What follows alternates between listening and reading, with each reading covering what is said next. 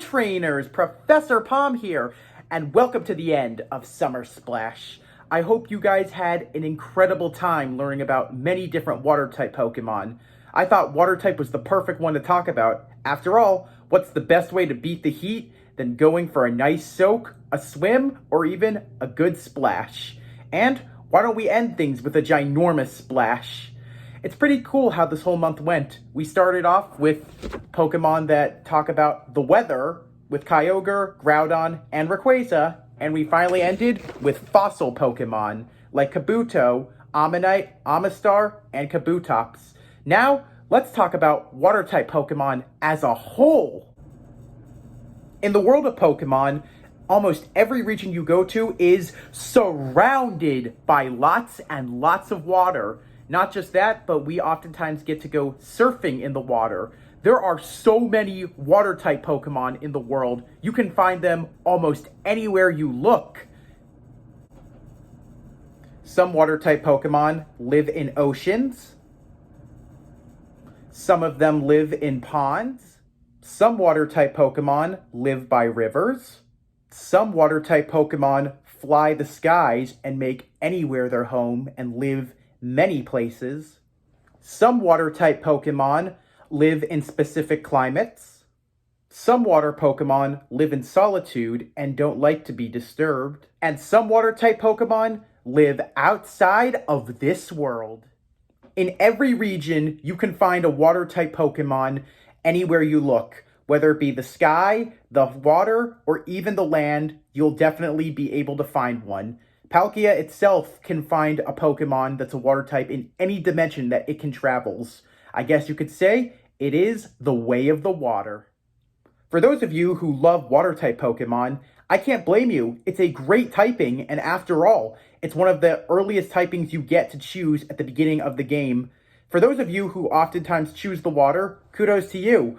But whatever you like as your typing, there's no wrong answer. Some people I know really love water-type Pokemon, especially one of the founding members of Game Freak, Junichi Matsuda. He has gone on record to say that water-type Pokemon are his favorite type in the entire world. And hey, if it's your favorite typing too, good for you. So, I thought to end Summer Splash, let's talk all about water-type Pokemon. But before we do that, I want to give a special thanks to Techrenova for this incredible shirt. If you like the shirt that I'm wearing, this one is called The Waterfall Dragon Within. Since we're talking about making a splash today, I thought this would be the perfect shirt to wear. And if you like the shirt, you can buy it off Etsy from Techrenova. She's one incredible artist. You should definitely check her out. She probably will make a design of a Pokemon you like. So thank you so much, Techrenova. Now, without further ado, let's begin our adventure with a starter. In the world of Pokemon, you're allowed to start off with one of these starters. Usually the professor will give you the chance to choose any one of them, and you have the option to choose your partner from a grass type, a fire type, and of course, a water type. For those of you who pick a starter Pokemon being a water type, that's a perfect idea because starting off with a water type Pokemon puts you at a major advantage. In this case, since we chose Poplio, there's a lot of good things that happen with this Pokemon. Since most of the gyms that start off in a region are often rock type, water is a great choice. After all, Brock, Roxanne, and even Rourke all have rock-type Pokemon that are also ground. So starting off with a water-type Pokemon puts you at a major advantage. Also, if you really think about it, most of the time, water-type Pokemon can learn a lot of HM moves, and a lot of them are also water-type, which also saves you another trip of having to catch another water-type Pokemon. However, if you really like having a lot of water-type Pokemon, you can catch many in the wild. While they're not hard to come by, they definitely are not easy.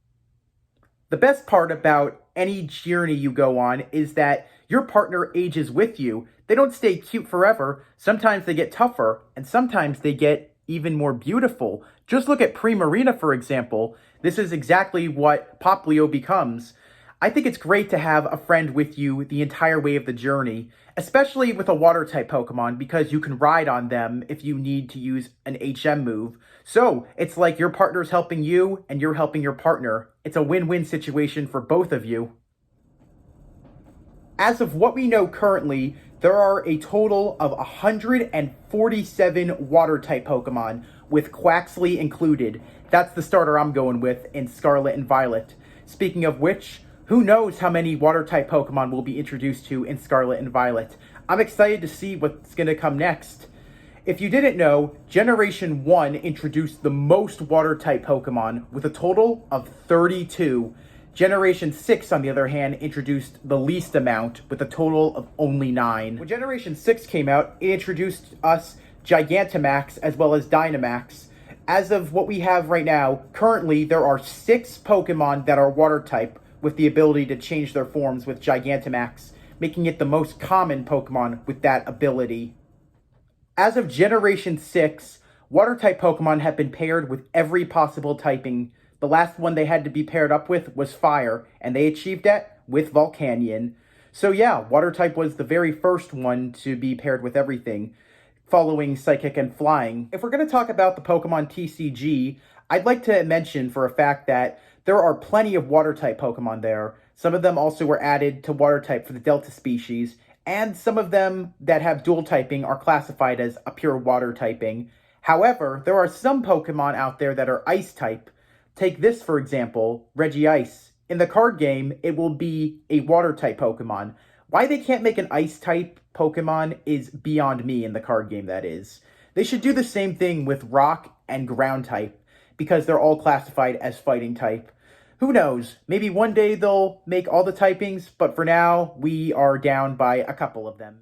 When it comes to the most common typing that a Water is paired with, a lot of people think of Rock and Water-type for the most common. You'd be somewhat right, but the most common is Water and Ground type, as there are a total of 9 Pokemon with this dual typing. In the world of Pokemon, there are many unique ways to get Water type Pokemon to evolve. For a lot of them, they need a Water Stone. That's right. Go to maybe an Eevee, give it a Water Stone, and it'll become a Vaporeon! But there are actually a total of 6 different water Pokemon that evolve via trading. So trade either of these with your friends, and what do you get? Voila! Evolution's miracle through trading, even though these Pokemon normally evolve just by going up with levels. But yeah, it's pretty interesting to think that water is the typing that needs a couple of stones, it needs trading, and it can also be achieved normally. There are actually some Pokemon that evolve in the rain. Take Silagoo, for example. It may not be a water dragon typing, but for it to evolve into a Goodra, it needs to be raining. Now, why don't we change the subject to battling? Yep, let's go for a Pokemon battle and learn what water type are super effective against, weak against, as well as what are they resistant to. When it comes to Water-type Pokemon, they're a very offensive type as they have a lot of moves that are for attacking rather than moves that are for defense. When in battle, Water-type Pokemon have moves that are strong against Fire-type Pokemon, Rock-type Pokemon, and of course, Ground-type Pokemon. However, Water-type Pokemon are not invincible, as they themselves also have weaknesses. For those of you who have played the Pokemon TCG, you know for a fact that Water-type Pokemon are very weak to electric Pokemon attacks. But that's not all. Water Pokemon also have a major weakness to Grass-type attacks, just like our little Amistar here, especially with its typing combo of Rock and Water. I gotta say, it's kind of impressive that Water-type Pokemon only have about 2 weaknesses compared to what Grass and Fire have for a starter. So yeah, starting off with a Water-type Pokemon means you're starting off pretty strong. But now let's talk about what Water-type Pokemon are resistant to. When in battle, Water-type Pokemon have many resistance to different type of attacks. The main one that they're resistant to is Fire, but it also is resistant to ice type attacks, steel type attacks, and after Generation 6 introduced it, fairy type is also a typing that water types are resistant to.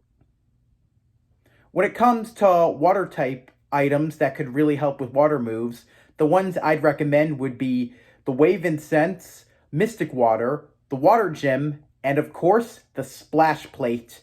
But if you're looking to use these Pokemon competitively, the best thing you could do is have a Pokemon with the ability Swift Swim, because the rain will really help it out, as well as giving it the move Rain Dance. However, another important thing that could really help you out is if one of the Pokemon, take for example Kyogre or Pelipper, has the ability Drizzle, it's an automatic Rain Dance that comes on the field. So, since water type moves double when it's raining, it gets a ×4 when they have an item on them.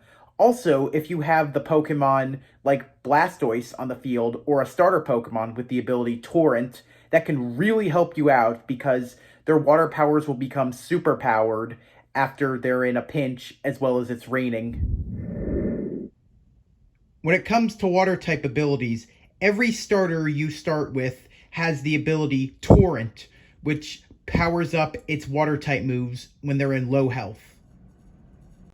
For non-starter water type Pokemon, common abilities for them to have would be Drizzle, Swift Swim, Primordial Sea for when you have a Kyogre in Primal Revision, and of course, Water Veil. When it comes to capturing wild water type Pokemon, I always go the Pokeball route as it's my favorite ball. However, there are some Pokeballs that are designed especially for water type Pokemon. Isn't that cool? Water type are the only type I can really think of that have their own Pokeballs. Yes, there are two. There is the Net Ball, and of course, the Dive Ball. There are a total of 47 water type moves. You see, there are 12 that are physical moves, 21 that are special moves, and of course, 6 that are status moves. But as the games have come and gone, they've introduced many new things like Gigantamax and Z moves, and we've picked up a few new of those as well. In Generation 7, we were introduced to Z moves as well as Z crystals. So, if you taught any of your Pokemon any water type moves and used a Z crystal, the move they would use would be Hydro Vortex. However, Primarina, on the other hand, had its own Z move, that one being Oceanic Opera. And in Generation 8, we were introduced to Gigantamax as well as Dynamax. So, with all of that happening, we were introduced to new moves like Max Wave as well as a couple of other G-Max moves. If you don't know, Gigantamax also has the most water-type moves. After all, more water-type Pokemon Gigantamax. When it comes to water types, they also have a big advantage, especially choosing one of them as a starter, because eventually, as time goes on, you're going to have to teach them an HM, or Hidden Move, as we call them. You see, in the old games, after you beat gym leaders, you were allowed to use moves outside of battle. So a very helpful thing you needed was Surf or Waterfall to get from places. But there are actually a total of 4 different hidden moves that are water type. You see, first it was just Surf and Waterfall, but then the Hoenn games introduced Dive, and then in the Johto remakes, it was introduced to Whirlpool. So yeah, having a water-type Pokemon is very helpful, especially with the ability that it can learn a lot of water-type moves. And let's be honest, how many of us use Surf? I mean, a lot of us use Surf, and that animation has gotten cooler and cooler with every game that comes by. When it comes to gym leaders, Kalos and Johto are the only 2 regions to not have any water-type gym leaders. But Johto is the only region currently to have no water-type expert. The reason why Kalos does not fall into that is Seabold, the Elite Forest, is technically a water-type expert, even if he's not a gym leader. When it comes to the water-type experts who are gym leaders, we have many. We have Misty from the Kanto region. We have Juan as well as Wallace from the Hoenn region. We have Crasher Wake from the Sinnoh region. We have Cress as well as Marlin from the Unova region. We have Lana, who is a trial captain, but technically trials were seen as gyms. And at last, in Galar, we have Nessa, the Crashing Wave. When it comes to Elite Four members, I guess technically you could say L'Oreal is one because she's an ice specialist, yet uses a lot of water-type Pokemon as ice wasn't a big thing. But, like I said before, you can definitely count Seabold for being the Elite Forest with water Pokemon.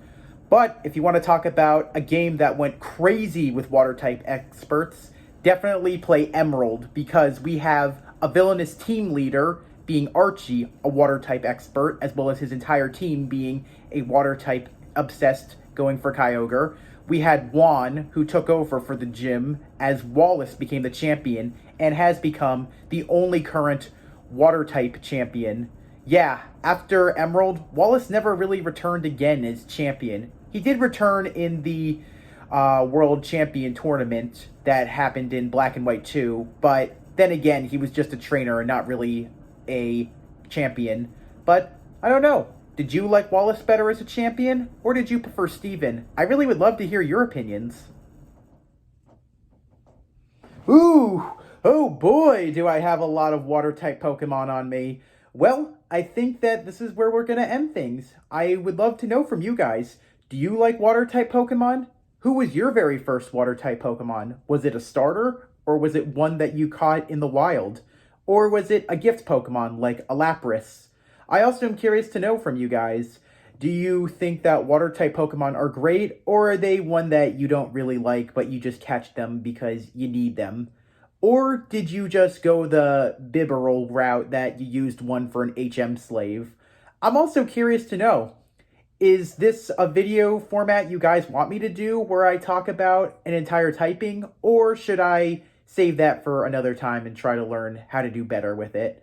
I also want to know, who was your favorite water-type Pokemon we covered for Summer Splash? Please let me know and tell me as soon as you can. I love hearing what you guys have to say.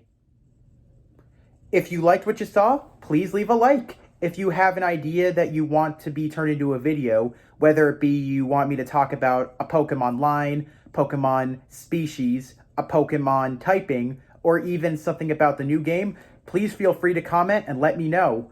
Did you really like how I covered the water-type Pokemon? If you didn't, or if you did, I also really would like to know. And as always, if you like what you saw and you want to see more, hit the subscribe button. And please, if you know someone who loves Pokemon and you think they'd like this video, feel free to share them. I hope you guys enjoyed Summer Splash, and I had a great time as well.